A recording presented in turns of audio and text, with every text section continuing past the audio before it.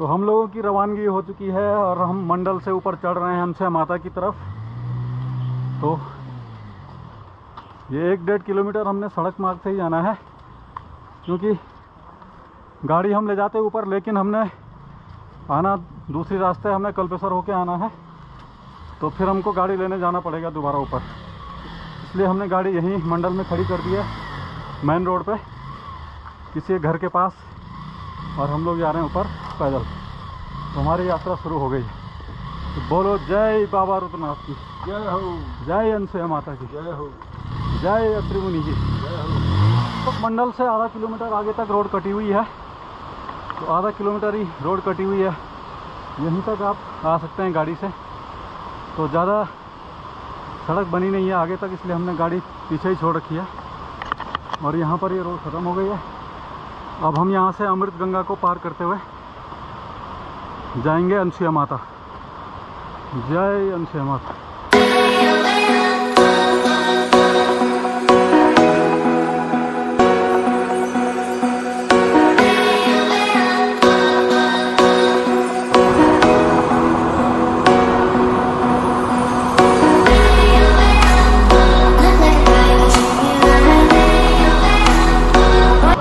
और ये है अमृत गंगा। तो ये भी रुद्रनाथ वैली से आती है और इसके किनारे किनारे हमको चलना है। और यहाँ ऊपर है बहुत ऊंची चट्टान, देख सकते हैं आप, बहुत ऊंची चट्टान है। और सड़क ये कट रही है आगे, यहाँ पर पुल का निर्माण हो चुका है, यहीं आगे तक सड़क जा रही है। और यहाँ से अनसुया माता मंदिर की दूरी है 4 किलोमीटर।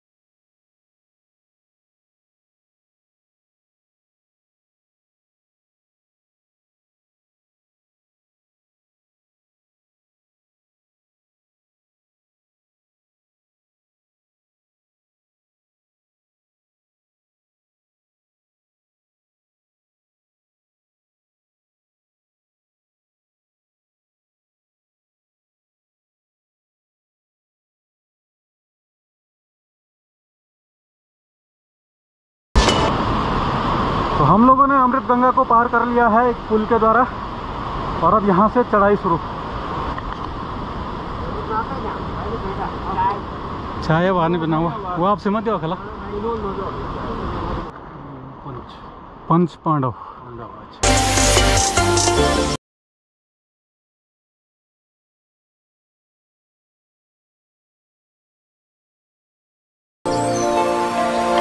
तो हम लोग लगभग 4.5 किलोमीटर आगे हैं,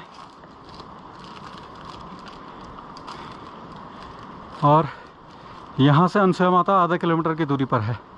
और यहाँ पर है प्राचीन शिलालेख। तो यहाँ पर ये बोर्ड पर देखते हैं क्या लिखा हुआ है। प्रत्न कीर्ति पावनो शिलालेख मंडल, ऋतुक्षीण शिला पर उत्कीर्णित अभिलेख अनसुया देवी एवं रुद्रनाथ मंदिर को जाने वाले दुर्गम पैदल मार्ग पर स्थित है। अब आपको शिलालेख दिखाते हैं। कौन सी लिपि है दादी? यह है ब्राह्मी लिपि, और यहाँ पर ब्राह्मी लिपि में कुछ लिखा हुआ है। ये शिलालेख, ये देख सकते हैं आप। जय अनसुया माता। जय अनसुया माता की जय।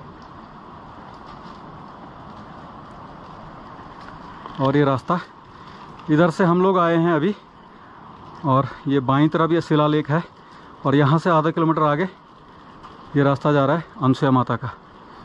और अनसुया माता मंदिर से 1 किलोमीटर आगे अत्रि मुनि आश्रम है। जय अनसुया माता की जय हो।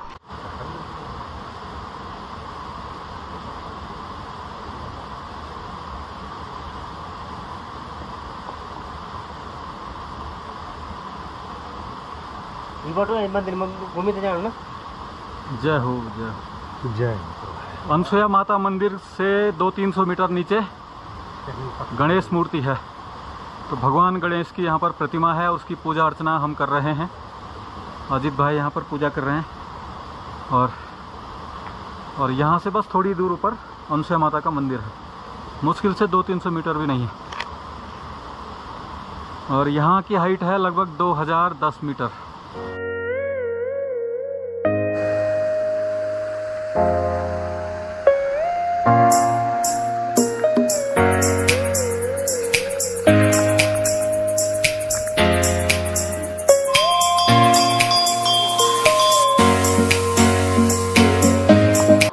तो हम लोग अनसुया माता मंदिर में पहुंच चुके हैं। आप देख सकते हैं ठीक सामने माता अनसुया मंदिर, और पौराणिक शैली का बना हुआ ये मंदिर है, काफ़ी भव्य मंदिर।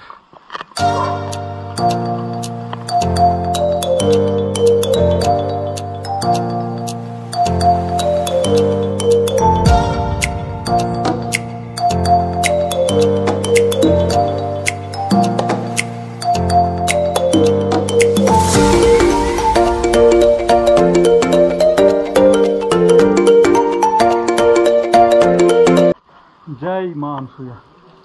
तो आप मंदिर के अंदर प्रवेश करते हैं। जय मां अनसुया। और ये माता अनसुया का मंदिर देख सकते हैं आप।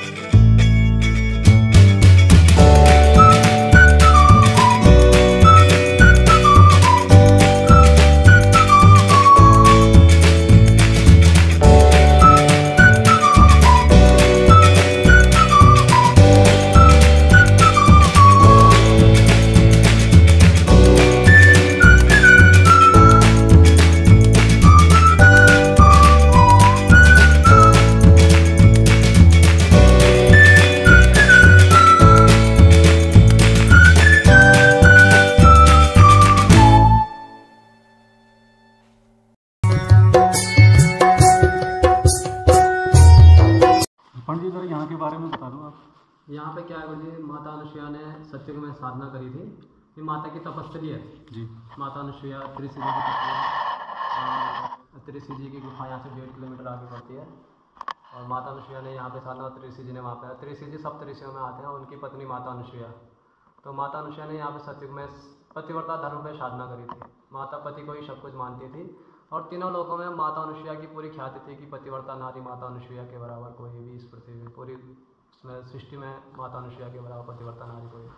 तो बोलते हैं कि नारद जी भ्रमण करते रहते थे, तो उन्होंने देखा कि इस बद्रिकाश्रम क्षेत्र में ये कुटिया में इतना तेज है बोले, तो वहाँ पे देखा तो कोई पतिव्रता नारी है, तो पता चला कि ये तो अनसुया जी है। तो वो जाके वहाँ जाके ब्रह्मा विष्णु महेश से मिले, तो उन्होंने बोला कि हाँ अनसुया तो है ही पतिव्रता नारी। तो यही बात उन्होंने लक्ष्मी सरस्वती पार्वती को बता दी जी। तो तीनों देवियों को अपने ऊपर ज़्यादा ही घमंड था, तो उन्होंने क्रोध में आके बोल दिया कि हमसे बढ़कर पतिव्रता नारी तो पृथ्वी पर हो ही नहीं सकती बोले। तो उन्होंने ब्रह्मा विष्णु महेश को इनकी परीक्षा लेने के लिए भेज दिया। तो बोलते हैं कि तीनों देव साधु बन के माता की परीक्षा लेने आए और उन्होंने माँ के सामने भोजन की वो रखी, तो माता ने भोजन परोस लिया, तो उन्होंने खाने से इनकार कर दिया। तो बोले हमारी एक शर्त है वो आप पूर्ण करो। तो माता ने उनको वचन दे दिया कि आपकी जो भी शर्त होगी, लेकिन आप खाना अब परोस लिया है तो आपको खाना पड़ेगा। तो माँ बोलते हैं कि ब्रह्मा विष्णु महेश ने माँ को सामने ऐसी शर्त रख दी कि आप निर्वस्त्र होकर भोजन परोसिए तो हम भोजन करेंगे। तो माता थोड़ा घबरा गई, लेकिन उनको अपने पतिव्रता धर्म पर विश्वास था। उन्होंने गंगा जल हाथ में लिया और अपने पति को साक्षी मान के तीनों में छिड़क लिया। तो तीनों बोलते हैं कि छोटे छोटे बालक बन गए ब्रह्मा विष्णु महेश।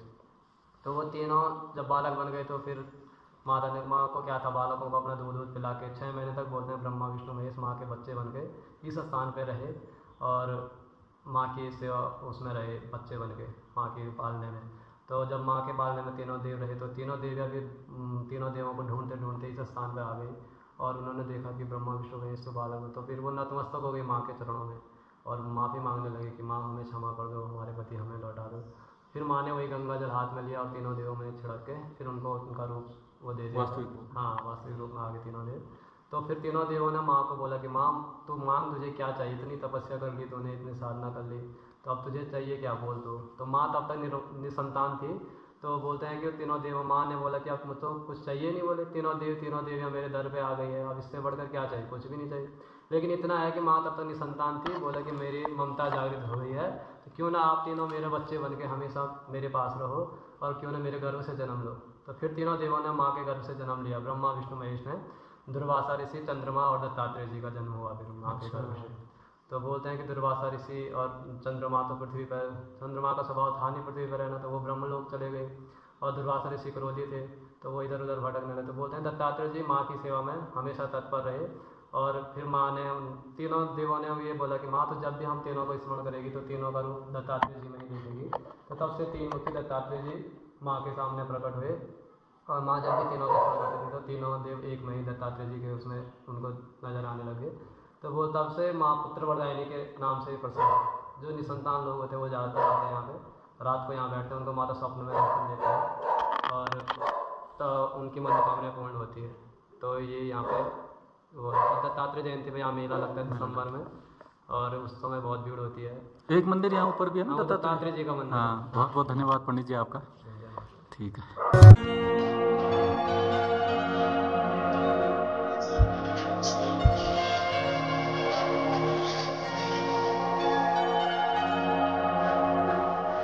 और ये है माँ अनसुया माता की रसोई। तो आप देख सकते हैं यहाँ पर जो है डेली मिट्टी से जो है चिकनी मिट्टी से पुताई होती है और माँ अनसुया माता यहीं पर इसी रसोई में भोजन पकाती थी। और मंदिर के बाहर जो है यहाँ पर बजरंगबली हनुमान जी विराजमान हैं और 5 पांडव, 1 2 3 4 5 पांडव और यहाँ पर भगवान श्री कृष्ण उनके साथ यहाँ पर मौजूद है। हम लोग अब अनसुया माता से निकल रहे हैं, आगे कांडी बुग्याल है 2-2.5 किलोमीटर पर। तो टाइम काफ़ी ज़्यादा हो गया है, 5 बज गया है और लगभग 1.5 घंटा लग जाएगा जाने में। तो हम लोग निकल रहे हैं, बारिश शुरू हो गई है और चलते हैं आगे। और ये हमारे धीरू भाई बड़ी त्वरित गति से आते हुए अत्रि मुनि गुफा की ओर बढ़ते हुए और काफ़ी अच्छी फॉर्म में नज़र आ रहे हैं आज। और हमारे अजीत भाई शुरुआती दिन से ही ओपनिंग करते हुए मेरे साथ। और यहाँ से थोड़ा सा डाउन अनसुया माता से 500 मीटर आगे आने के बाद थोड़ा सा डाउन है रास्ता।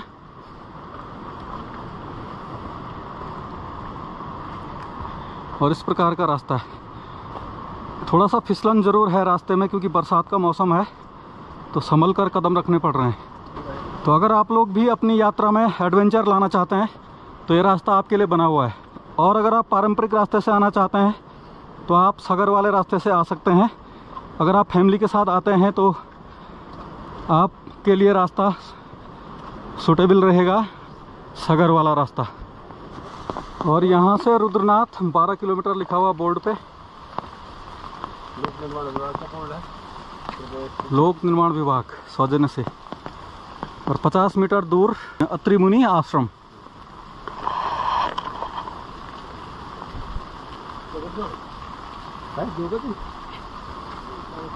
और यहाँ पर ये जो ऊपर वाला रास्ता जा रहा है ये रुद्रनाथ के लिए जा रहा है, और जो नीचे वाला रास्ता है ये अत्रि मुनि आश्रम के लिए जा रहा है। तो आगे देखते हैं, अत्रि मुनि गुफा की ओर बढ़ते हैं पहले, और उसके बाद फिर वापस आना होगा हमें इस रास्ते, और यहाँ से हमें ऊपर चढ़ना होगा इस रास्ते पे। गुफा में जाना तो बहुत टफ है आज।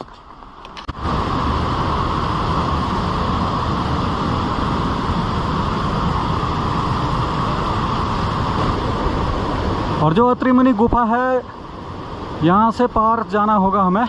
पानी काफ़ी ज़्यादा आ रखा है नदी में, तो देखते हैं, अगर कोशिश करते हैं जा पाएंगे तो ज़रूर दिखाएंगे आपको अत्रि मुनि गुफा।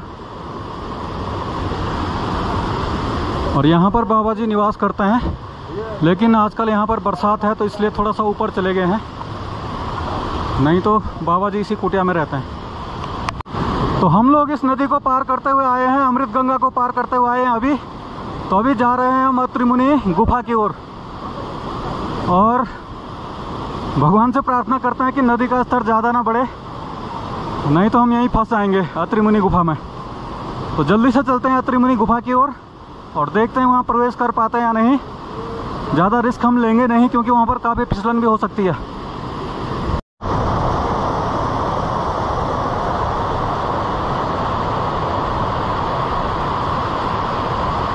तो हम लोग आगे जा रहे हैं अत्रि मुनि आश्रम की ओर। जय बाबा अत्रि मुनि आश्रम की जय हो, जय माता अनुसुया की जय हो।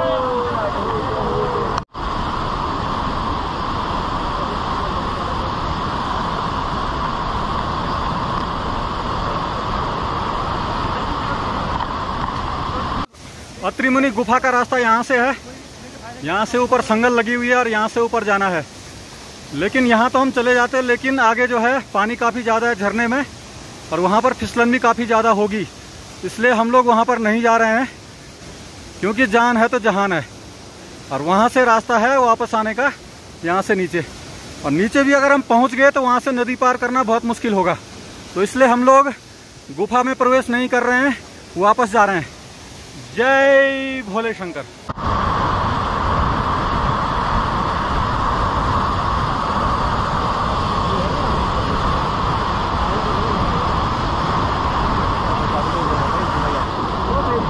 हर हर महादेव, जय माता अनुसुया की, अत्रि मुनि बाबा की।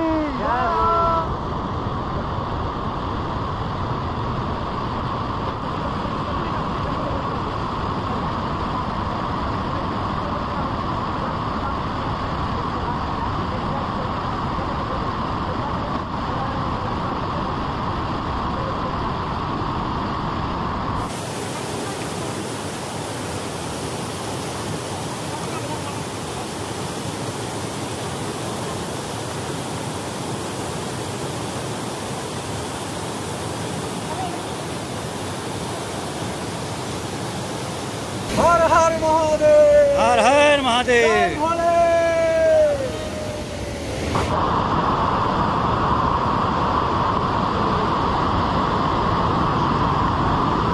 तो ये अमृत गंगा के ऊपर पुल बना हुआ है, उस पुल को हम पार कर रहे हैं इस समय। अत्रि मुनि आश्रम से ऊपर आएंगे आप तो 200-300 मीटर ऊपर अमृत गंगा को पार करना पड़ेगा आपको रुद्रनाथ जाने के लिए। और ये है अमृत गंगा, और इसके ऊपर ये पुल बना हुआ है, और इस पुल को हमने पार कर लिया है। और यहाँ पर भाई लोग फ़ोटो सेशन कर रहे हैं। टाइम काफ़ी ज़्यादा हो गया, लगभग 6:15 बज गए हैं, और हमें बहुत जल्दी ऊपर अंधेरे होने से पहले पहुँचना है कांडी बुग्याल। लेकिन लग नहीं रहा है कि हम अंधेरे से पहले पहुँचेंगे, अंधेरे में ही पहुँचना होगा, लगभग 7:30-8 बज जाएगा। लेकिन कोई बात नहीं, हमारी तमन्ना पूरी हो गई अत्रि मुनि आश्रम वाली। और यहाँ पर एक छोटा सा मंदिर भी है।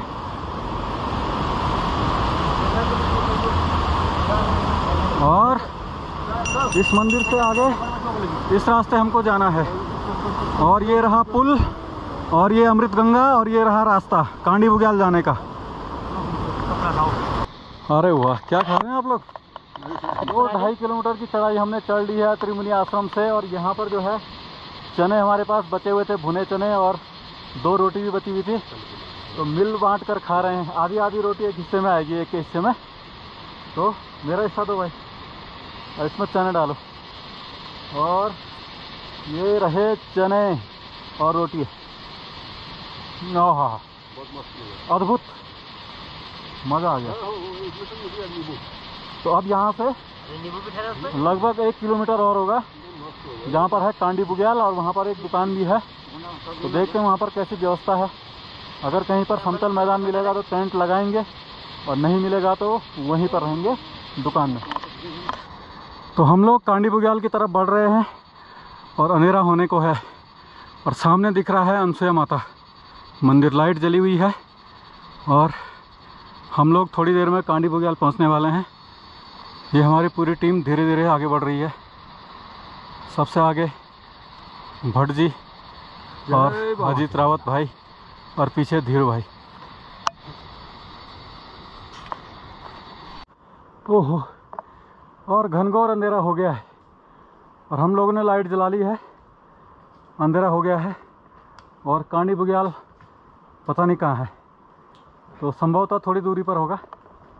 हमारे साथी पीछे आ रहे हैं टॉर्च जलाते हुए, देख सकते हैं आप। ओहो, लेकिन मौसम की बड़ी मेहरबानी है, मौसम बिल्कुल साफ़ है, बारिश नहीं आ रही है।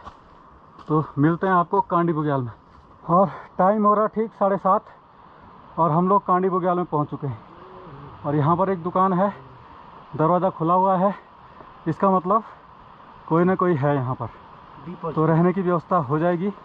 ठीक 7:30 बजे हम यहाँ पर पहुँचे हैं।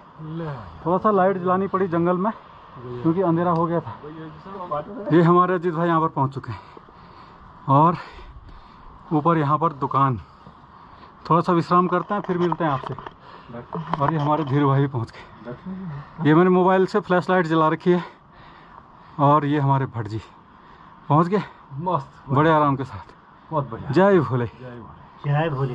तो हम लोग इस समय हैं कांडी बुग्याल में, और यहाँ पर हम हैं श्री नंदन सिंह बिष्ट जी की छानी में।